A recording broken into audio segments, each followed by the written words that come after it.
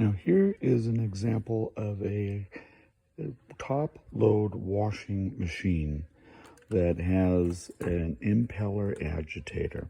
Now this down here is the agitator. Okay, it will basically wash the clothes gentler, less tangles. But on these, the drum was really big. But don't let that fool you, because basically any high efficiency washing machine, it's only going to fill about a third of the way of water.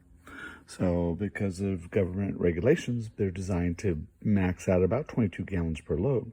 So if you want the old-fashioned kind, the drum, that would fill up to here about 2/3 of the way, you do need to make sure that the machine has this on it, a deep wash mode. That will allow you to override the water-saving features of any of these units. So again, if your machine does not have that deep wash mode, then it's going to be a totally HE, which means water efficient, high efficiency unit, and the water's never going to get above that lower level. And that's why they've tended to put these glass tops on the machines so that people can see the water levels that they were never used to or had to before.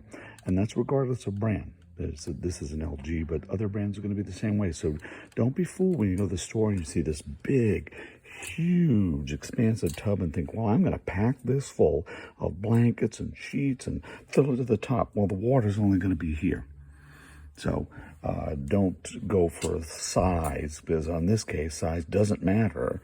Instead, only then if it has a deep wash mode that you can add the water to.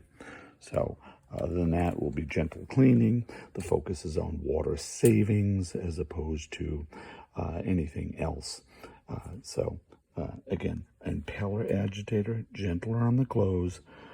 Initially, all will be a high efficiency load, but then if you have a deep water wash, it will fill higher. So keep that in mind when you're looking at these units. Don't be deceived by the big drum for the wash and the load size.